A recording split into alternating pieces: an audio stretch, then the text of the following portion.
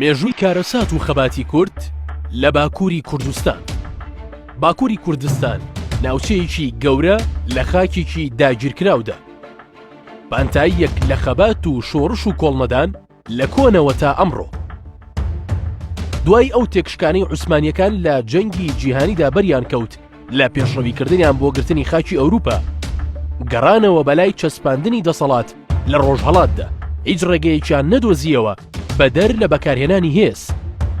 کوردستان کە کەوتبووە ژێر ئینتیداب و داگیرکاری تورک لە ئاستی خێڵ و قەبیلە و هۆزەکاندا دەیان شۆڕشیان بەرپا کرد، بەڵام تەواوی ئەو ڕاپەڕینانە نەک هەر سەرکوت کران، بەڵکو جینۆسایدێکی گەورەیان بە دوای خۆیان داهێنا.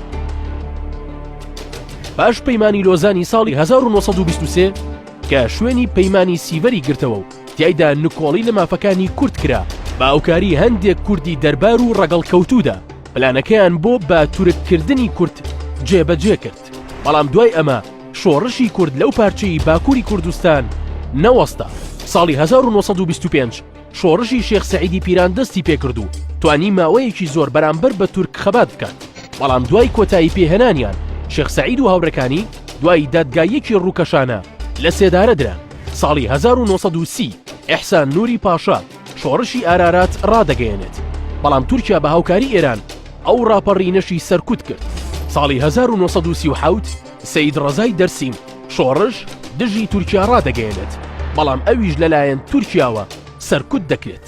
ساڵی 1937 ڕێکەوتن نامەی سەعد ئاباد لە نێوان تورکیا، ئێران، عێراق و ئەفغانستان بە چاودێری بەریتانیا مۆر دەکرێت کە ناوەڕۆکەکەی بریتی بوو لە وڵاتەکانی بەشدار لەو ڕێکەوتن نامەیە هاوکاری یەکتر دەکەن بۆ سەرکوتکردنی هەر جوڵانەوەیەک کە لە ناوچەکانی ژێر دەسەڵاتیاندا ڕوودەدات.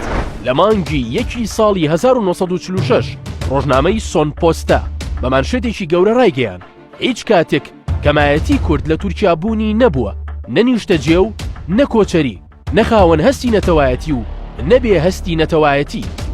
ڕۆژنامەی وەقت نووسی بوو لە هەر جێیەک سەرنێزەی تورک هەبێت مەسەلەی کورد نییە. تەواوی ڕۆژنامەکان لە ژێر کاریگەری باوەڕی دەوڵەتدا کاریان دەکرد و دژایەتیان بۆ کورد نیشاندا.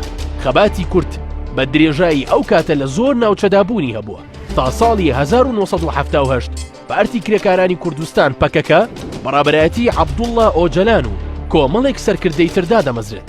لە سەرەتادا چالاکی سیاسی دەکات، بەڵام دوای سیاسەتی تورک بەرامبەر بە کورد ساڵی 1986 جوڵانەوەکە دەبێتە جوڵانەوەیەکی سەربازی. لە 15 شوباتی ساڵی 1999 دوای دەستە و دەستپێکردنی لەلایەن رووسیا و وڵاتانی ئەوروپا و پاشان ناردنی بۆ خاکی یەکێتی ئەفریقا با ئەوکاری جیهان، فڕۆکەیەکی سیخوڕی و سەربازی بە ناوی گواستنەوەی ئۆجەلان دەستگیر دەکەن و دەیهێننەوە خاکی تورکیا و لە ڕاگەیاندنەکانەوە دەستگیرکردنی عەبدوڵڵا ئۆجەلان ڕادەگەیەنن. پێچەوانەی شۆڕشەکانی تر کە سەرکردە دەستگیر دەکرا یان دەکوژرا جوڵانەوەکە کۆتایی دەهات، بەڵام پەکەکە لە خەباتکردن بەردەوام بوو بە هێزێکی زیاتر تا ئەمڕۆژ بەرامبەر تورکیا لە خەباتدا. باکووری کوردستان لە ڕووی خاک و یەکەی کارگێڕیەوە باکووری کوردستان گەورەترین پارچەی کوردستانە و ژمارەی دانیشتوانی کورد لەو پارچەیە زیاترە لە 25 ملیۆن کەس و لە 21 پارێزگا پێک هاتووە.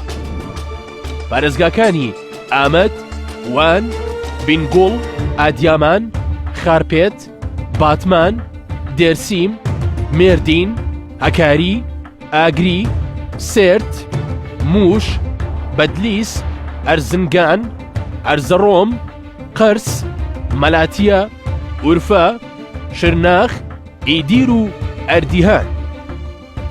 سەرباری ئەو پارێزگایانە ژمارەیەکی زۆر لە کورد لە سێواس، ئەنقەرە و ئەستەمبوڵ دەژین. باکووری کوردستان لە ڕووی پێکهاتەی نەتەوەیی و ئاینی، ئاینەکانی ئیسلام، مەسیحی، ئێزیدی و زۆر ئاینزایتر و نەتەوەکانی کورد و تورک و ئەرمەن و بەشێک لە عەرەبیشی تێدا دەژین. باکووری کوردستان لە ڕووی ئابووری و چینایەتیەوە باکووری کوردستان سەرچاوەی زۆرێک لە ئاوەشیرینەکانی تورکیا پێک دەهێنێت. هاوکات ناوچەیەکی کشتوکاڵی بەرفراوانی هەیە و خەڵکەکەی خەریکی بەرەمێنانی کشتوکاڵن، بۆی بوونی زنجیرەیەکی زۆری شاخ و لە وەرگای تایبەتەوە بەشێکی تریان خەریکی ئاژەڵدارین. ئەمە لە پاڵ ئەوەی بازرگانی بچووکی تێدا دەکرێت بۆی ئەو سیاسەتەی تورک پەیڕەوی دەکات. چینایەتیەکی گەورە لە تورکیادا بوونی هەیە. کورد لە ڕووی ماف و ئابووری و ساغبوونەوەی بەرهەم لە دوای تورکەوە دێت. باکووری کوردستان لە ڕووی جوگرافیەوە. باکووری کوردستان هاوسنووری هەرێمی کوردستانی عێراق و ڕۆژئاوای کوردستانە لە سووریا. لە سنوورێکی دیاری کراوەوە سنووریان لەگەڵ کۆماری ئیسلامی ئێراندا هەیە کە نزیکەی زیاتر لە 40 کیلۆمەتر دەبێت و لە پلانی تورکیادایە ئەو ناوچەیە دیوار بکات لە ترسی هێرشەکانی پەکەکە. باکووری کوردستان و جینۆسایدکردنیان بەدەستی تورک. ساڵی 1925 ئامەد، ساڵی 1930 زیلان، ساڵی 1938 دێرسی، ساڵی 1993 سێواز، ساڵی 2006 ئامەد، ساڵی 2011 ڕۆبۆسکی. باکووری کوردستان لە بەردەم هەڕەشەی گۆڕینی دیمۆگرافیادایە لە زۆر ناوچە بە ناوی دروستکردنی هەندێک بەندا و خەڵکەکەی لە ناوچە مێژوویەکانیانەوە دەگوازرێنەوە. کورد لە باکوور بە خراپترین ڕەوشدا تێدەپەڕێت و ئێستادا دەیان سەرۆک شارەوانی هەڵبژێردراوی خەڵک لە زیندان و گرتن و ڕاوەدونان درێژەی هەیە. وەک چۆن ئەحمەدکایە دەڵێت ئێمە لە هەموو دنیا ئازادین لە وڵاتەکەی خۆمان نەبێت.